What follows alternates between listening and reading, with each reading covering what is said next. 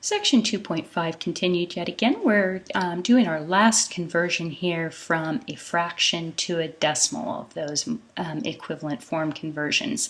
Now this one we're going to do in a little bit different way than we have a fraction to a decimal in the past. Fraction to a decimal in the past, we have divided numerator by denominator and simply gone from to the decimal in that manner.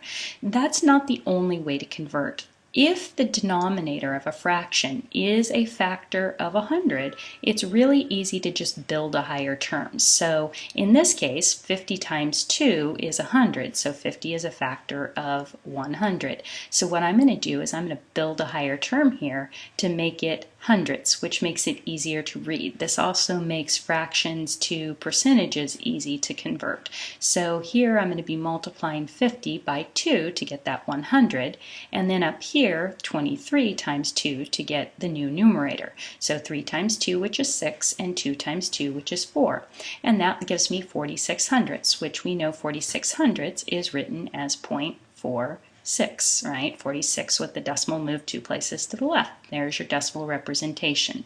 Now that way of converting fractions to decimals or to percentages, that rarely works because it's rare that the denominator actually has or actually is a factor of 100. But when it does work, it works pretty well. So I just wanted to have one example where you could see that. Now I think it's really a good idea for you to pause the video right here, work example number 38 as I was saying in the last lecture, and then come in and take a look at what I'm saying in the next pages. So pause here. Okay, you should be starting the lecture back up again, and here I'm just going to go through these rows in this table down here. So the first row said to convert 1/3 into its equivalent forms. So to convert 1/3 to a decimal, we divide, and that gives us 0.33 with the repeats. And then to convert that into a percentage, we move the decimal 2 places to the right, and that gives us this 33.33 with the repeats. But we know that the 333, the 0.3333 here, is just 1/3, and so the 1/3 could go over here and we could rewrite this as 33 1/3 as well. So don't forget, you either have to have the bar or you put it into a fraction so you don't have that repeating. Okay, now down here at row number 2, we had 0.6666, so on and so forth. You have to know that that represents 2/3. There's an advanced mathematical way of getting from 0.666 to 2/3, but if you don't know that conversion at this point, there's no other way to get there, so you have to know about the 2/3. Now to convert from a decimal to a percentage, that's no big deal. We move the decimal 2 places to the right, so we get the 66.66666, so on and so forth. But we also know that 0.666 repeating is 2/3, so instead of 66 and 0.666, we could write that as 66 and 2/3 percent. Okay, next we have row number 3.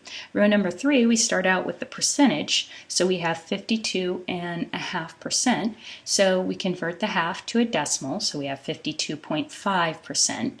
And then from a percentage to a decimal, we move the decimal 2 places to the left, so we get 0.525. And then from there, we can read that 525 thousandths, right? 3 zeros here for the 3 decimal places. Then we can reduce that, dividing top and bottom by 25, so we get 21/40. Note that a number is divisible by 25 if its last 2 digits are divisible by 25. They end in a 00, end in a 25, end in a 75, end in a 50. Any of those are divisible by 25.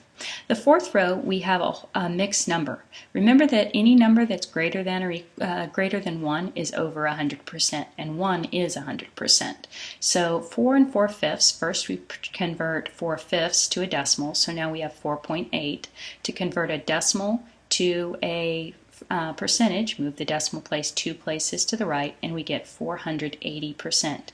Notice it's over 100%. It's going to be, if your fraction is a mixed number, your decimal is going to be a whole number plus a decimal portion, and your percentage will be over 100%. All right, that wraps up conversion.